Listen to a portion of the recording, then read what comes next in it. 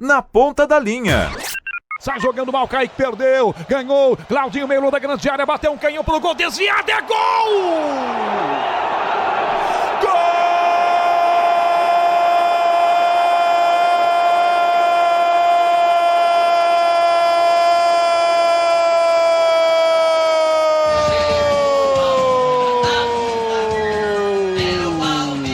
Claudinho da entrada da grande área.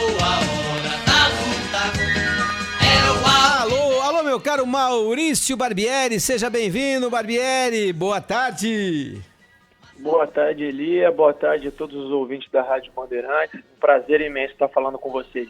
Você sabe, o Maurício, que nós temos questão de conversar com você, porque agora a rede aumentou ainda mais, o horário do programa também, a gente tem uma audiência impressionante, eu não tinha conversado com você neste horário e acho importante que o Brasil possa conhecer um técnico brasileiro da sua geração, que eu aposte as minhas fichas. Você não vai me decepcionar não, né, Maurício?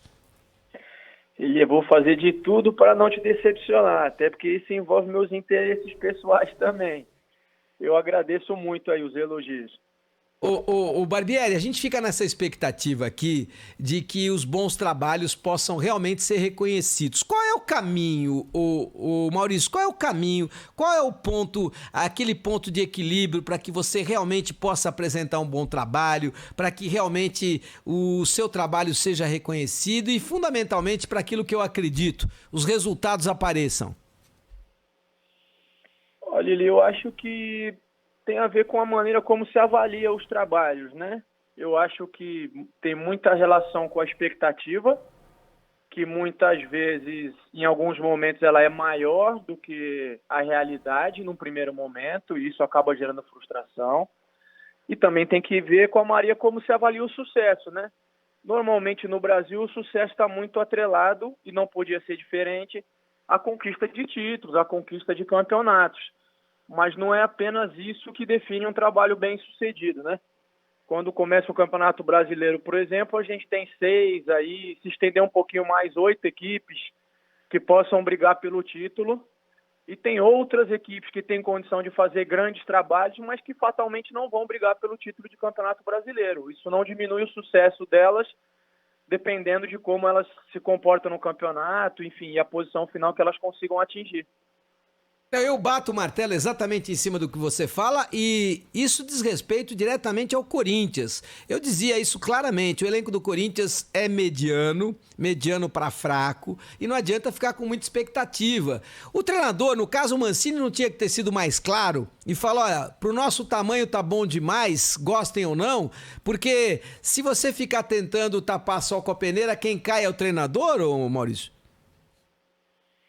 É difícil julgar o comportamento dele, né, Elia? Talvez ele tivesse ciência disso, mas aí ao ponto de externar isso publicamente, talvez ele fosse ser também apedrejado, ia vir à tona a história do Corinthians, sem dúvida nenhuma é fantástica, o tamanho do clube e tudo mais, o peso da camisa.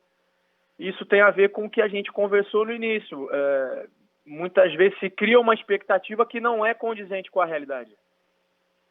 Ô Maurício, tem uma coisa que me incomoda bastante e eu queria dividir isso com você, é o seguinte, eu tenho uma posição, fundamento as minhas posições, não tenho pretensão de ser dono da verdade, mas tenho obrigação de levá-las a público, afinal de contas eu tô aqui na rádio, tô na Band, tô no Band Esportes, eu tenho obrigação de levar bem fundamentadas as minhas posições. Da mesma maneira que o treinador tem obrigação de ter as suas convicções e acreditar nelas, mas em algum momento ele também pode dar uma viradinha à esquerda, uma viradinha à direita para poder mudar uma posição. Afinal de contas, se o resultado não está aparecendo, ele tem a obrigação de tentar encontrar o porquê esse resultado não está aparecendo. Eu tenho sido muito criticado porque eu tenho dito que o treinador do Palmeiras, no caso o Abel Ferreira, não é porque ele é português, não é porque ele fala bem e ele fala realmente muito bem, é impressionante como ele verbaliza bem as suas posições, mas eu acho que ele não enxerga o elenco, o tamanho do elenco do Palmeiras, que na minha opinião, dos 35, quando você pega 35, quando você pega 11, 12 ou 13, não. Aí o Flamengo é melhor. Agora, quando você pega 35, ninguém tem melhores 35 jogadores do que o Palmeiras. E eu acho que ele não consegue enxergar. Eu tenho dificuldade porque ele caiu nas graças do torcedor do Palmeiras e parece que eu tô pegando no pé do Abel Ferreira, quando eu tô apenas e tão somente colocando a posição. É proibido ter posição contrária em algum momento aqui no Brasil, Maurício? Não, de maneira nenhuma, Elias. Pelo contrário, eu acho que você faz isso com muita propriedade. Você é uma das pessoas, dos profissionais de imprensa com quem eu tenho o maior prazer de falar, ainda que em alguns momentos a gente tem opiniões divergentes, mas você sempre argumenta muito bem, constrói seu raciocínio e nos ajuda a refletir. Eu acho que de maneira nenhuma é proibido ter opinião contrária. Eu acho que é saudável para toda discussão. Você sabe que uma outra coisa que tem me incomodado, e por isso eu queria até conversar com você, e aceito a discordância e entenderei, até porque eu nunca fui treinador. Uma coisa que me incomoda: o time vai mal, o time não vai de acordo com o que treinou, os jogadores não cumpriram as recomendações táticas apresentadas na semana pelo treinador, e aí ele perde, o time perde. O treinador vai na entrevista coletiva e assume a responsabilidade, não coloca o dedo na ferida daqueles jogadores que não entregaram aquilo que deveriam entregar, porque fica sempre aquela ideia antiga de que se o treinador posiciona-se de maneira clara em relação àquilo que verdadeiramente aconteceu, ele perde o vestiário. Todos não temos que ser profissionais, inclusive os jogadores, ô Maurício? Sim, eu acho que sim, Elia. Todos temos que ser profissionais, mas a gente tem que entender que alguns respondem de uma forma, outros de outra, principalmente quando as críticas vêm a público, né? Eu acho que definitivamente todos os treinadores preferem fazer as críticas e apontar os erros de maneira interna, até para não expor os jogadores. Enfim, a gente vive um momento muito complicado, aí, principalmente com as redes sociais, em que a gente vê todo momento muita gente destilando ódio, atacando familiares, enfim, e usando de subterfúgios aí, vamos dizer, mais baixos para atacar as pessoas de uma forma pessoal, né, não profissional. Então eu acho que, de uma maneira geral, os treinadores acabam tendo um cuidado para evitar situações desgastantes. Mas eu acho que internamente todos eles conseguem apontar os erros e cobrar os jogadores. Qual é o segredo do sucesso, que eu acho que vai ser ainda maior, do Bragantino? Essa estrada está sendo bem pavimentada. Qual é o segredo, Maurício? Difícil responder qual é o segredo. Eu acho que é um conjunto de fatores. Eu acho que em muitos momentos eu tenho falado sobre isso. A gente está desenvolvendo e construindo uma equipe. Eu acho que as pessoas não conseguem ter a dimensão do que significa, porque no Brasil os projetos de longo prazo eles só duram até o primeiro resultado negativo. Mas a gente vem construindo uma equipe com jogadores jovens na expectativa de que eles possam amadurecer ao longo dos anos e das temporadas. Vem procurando fazer uma manutenção de elenco para ter uma equipe cada vez mais consolidada. E a tendência é que nos próximos anos a equipe seja cada vez mais competitiva, até que consiga brigar por títulos sem ter um dos maiores orçamentos do Brasil, como o Flamengo e o Palmeiras, que você citou anteriormente. O que está faltando para o Claudinho ser o diferente que eu acredito que ele seja? O que é que está faltando para ele ter essa personagem, para ter a personalidade do diferente, ô Maurício? Eu acho que ele vem fazendo a diferença, em muitos jogos. Ele é um jogador fundamental para a gente, ganhou diversos prêmios aí ao final do Brasileiro. Ele não joga sozinho, então eu acho que a evolução dele também passa um pouco pela evolução da equipe.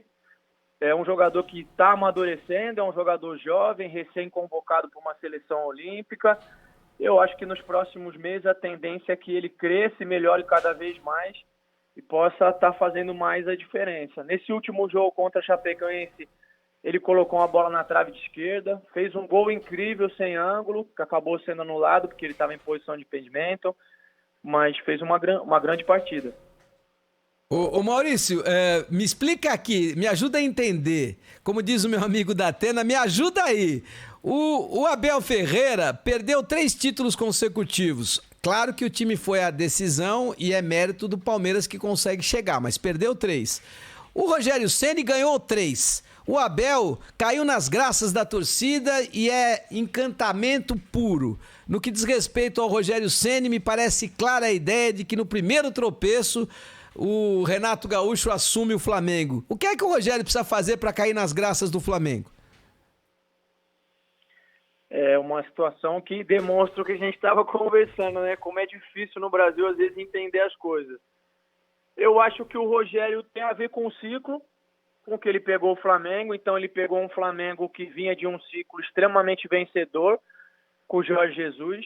E nisso ele se diferencia do Abel, porque o Abel, apesar de pegar uma equipe que vinha conquistando campeonatos nos últimos anos, ele conseguiu a conquista da Libertadores, que era um sonho antigo. Eu acho que isso é um marco importante e ajuda a dar credibilidade a ele por mais tempo.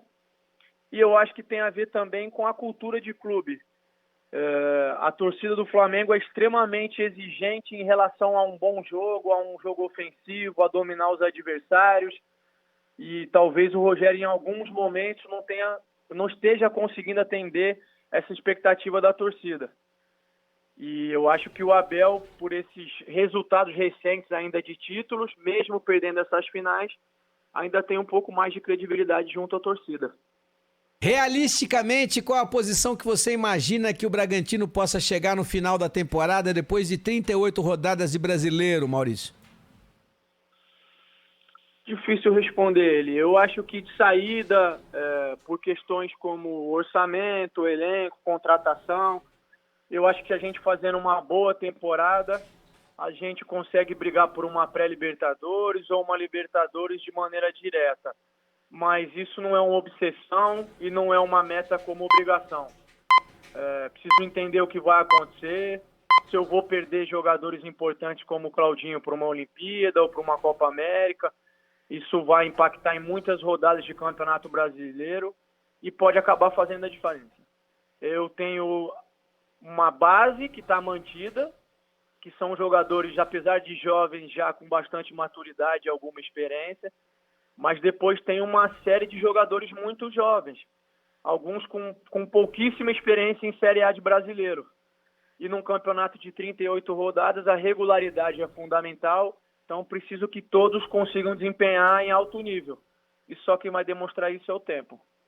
Maurício, você ganhou no Paro Ímpar, pode escolher um jogador brasileiro em atividade aqui no território nacional. Ganhou no Paro Ímpar e pode escolher, vai escolher para jogar no seu time. Qual jogador você escolheria?